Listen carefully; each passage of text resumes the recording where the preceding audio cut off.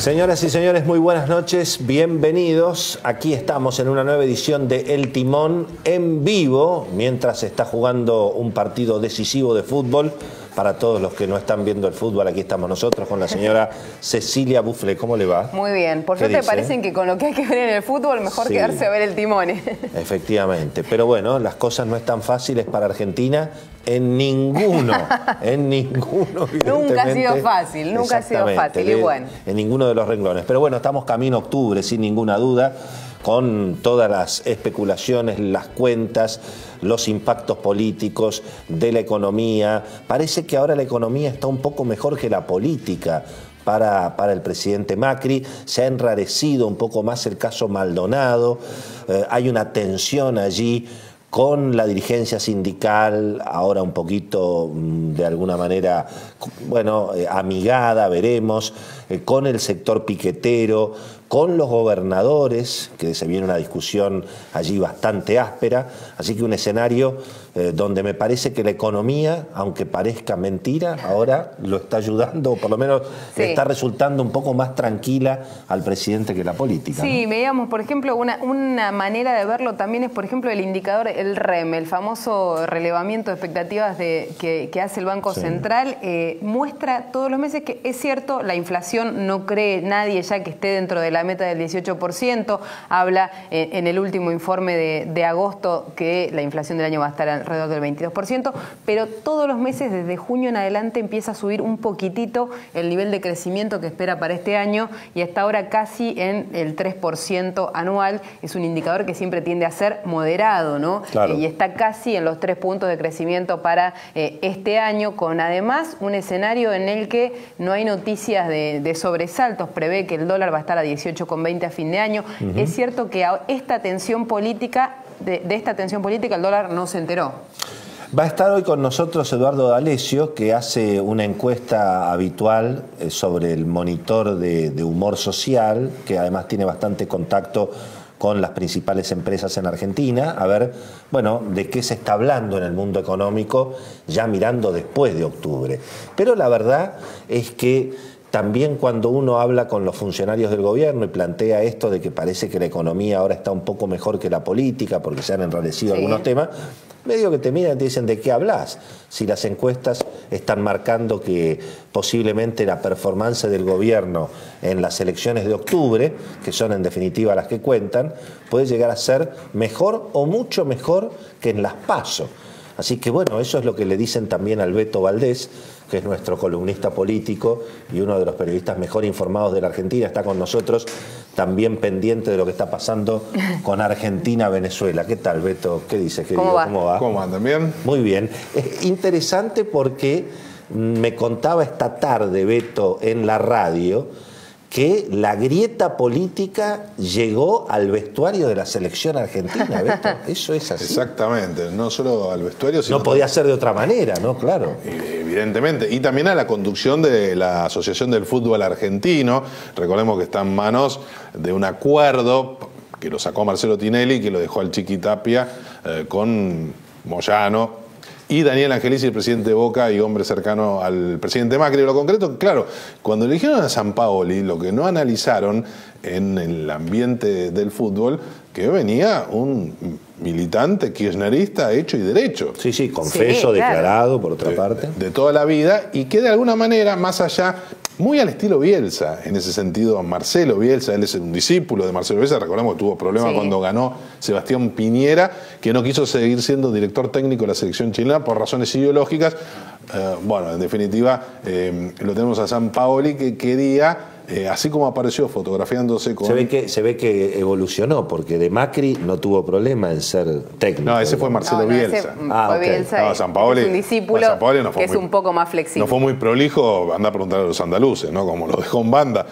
Lo concreto es que él apareció en su momento con la fotito donde está Santiago Maldonado, lo que pretendía para hoy, e incluso en el Estadio Centenario, cuando Argentina jugó el jueves pasado contra la selección uruguaya, es que el plantel salía con una bandera que dijera ¿dónde está Santiago Maldonado? Claro. imagínense la preocupación del Chiqui Tapia y de la conducción de la AFA. Algo que ya habían hecho algunos equipos de fútbol y que había tenido algún nivel de rumor y de tensión. San Lorenzo fue el primero que lo hizo.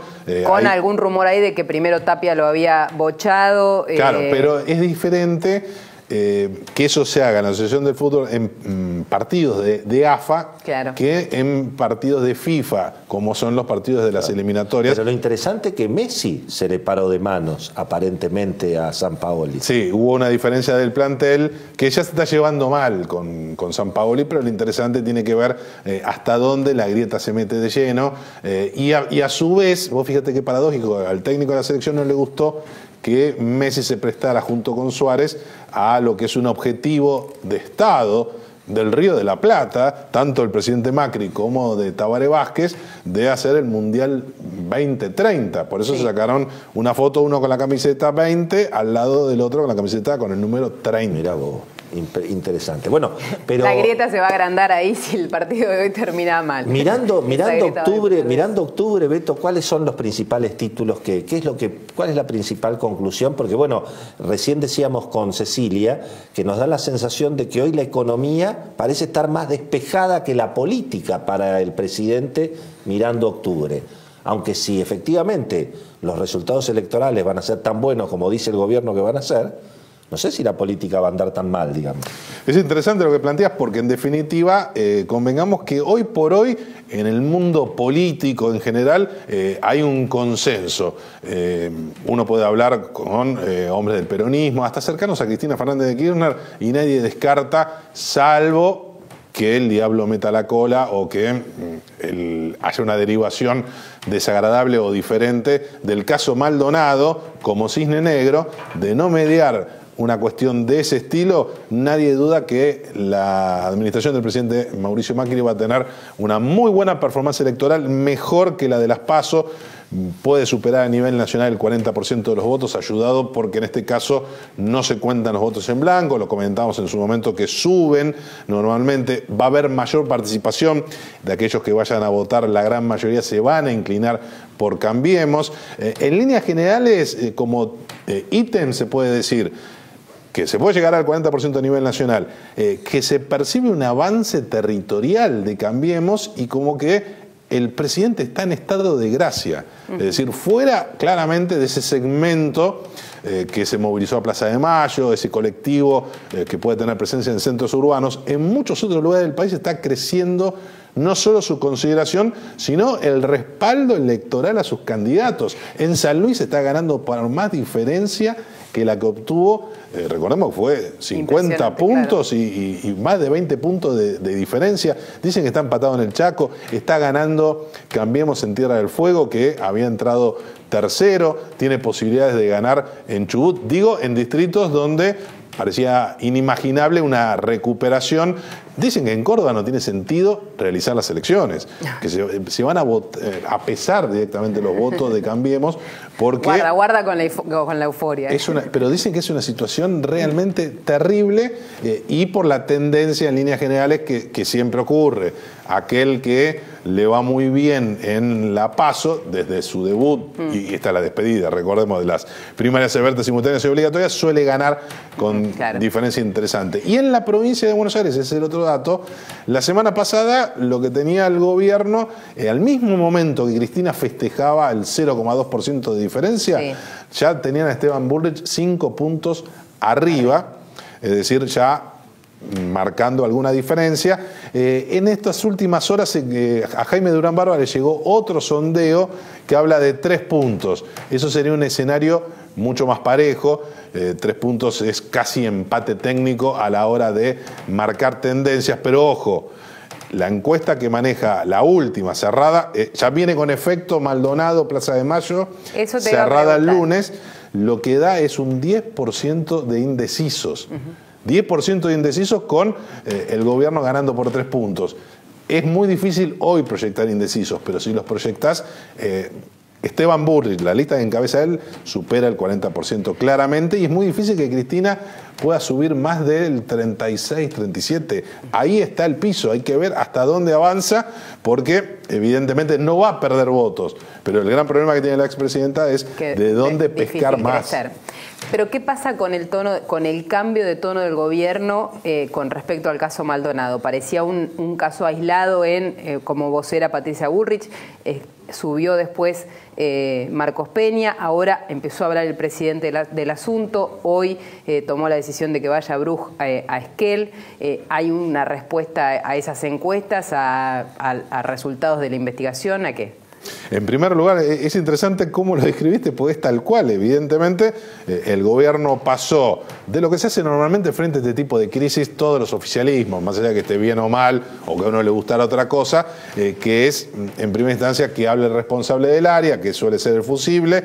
Después vos bien decías el jefe de gabinete Marcos Peña la semana pasada en el informe en la Cámara de Diputados, y había una necesidad de empezar a involucrarlo al presidente, mostrar que el jefe de Estado no es insensible frente a esta cuestión, porque aparentemente era uno de los elementos que surgía en los sectores críticos en algunos de los sondeos.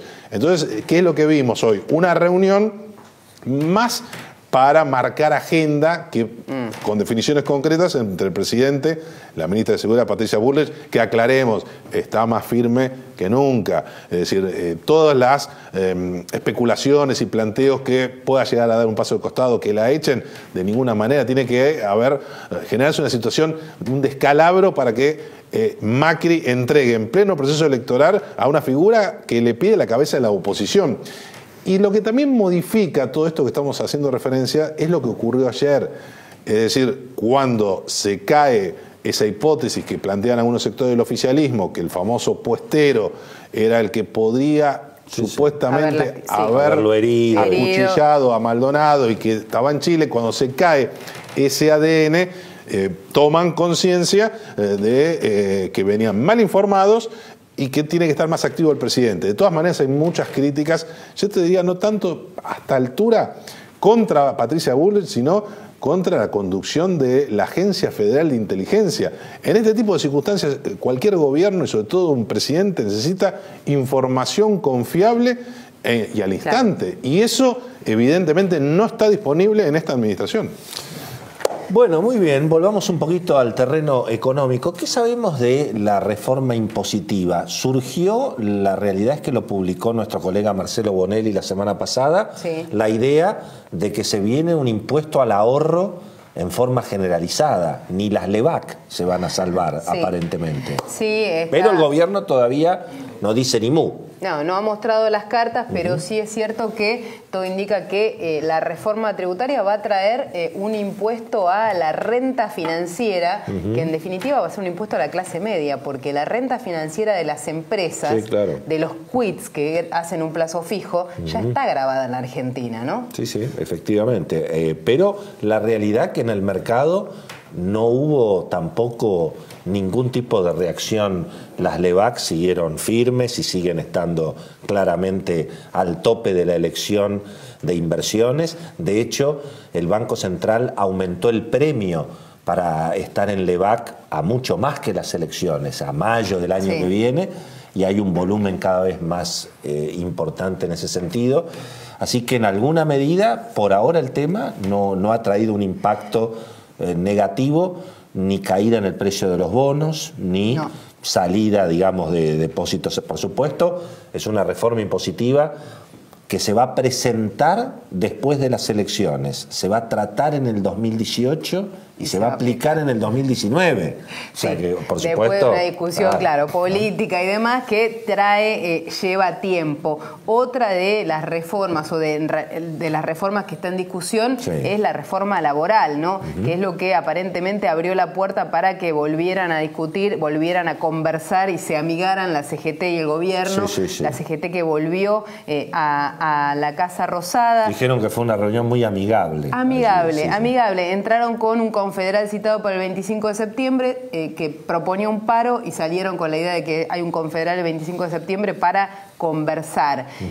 Un gobierno que dice, la semana pasada me dijeron en el gobierno, los gremialistas que vienen acá lo que queremos es que digan adentro de la Casa de Gobierno lo mismo que dicen afuera. Bueno, eso es difícil pedírselo a toda la política, claro. No solo gremio, pero da la sensación de que de alguna manera el gobierno neutralizó la amenaza de un paro de la CGT. Neutralizó, ¿no?, la amenaza de un paro, que ese reto o ese tirón de oreja con alguna reacción directa del presidente desafectando a 2 funcionarios que estaban vinculados a referentes de la CGT, tuvo su respuesta, tuvo su resultado, y ahora hay que ver qué se discute. Blanqueo laboral seguro, sí. Ahora después de Pero octubre, ahí van a estar todos de acuerdo, si es más plata para los sindicatos. Eso sí, y en definitiva sí.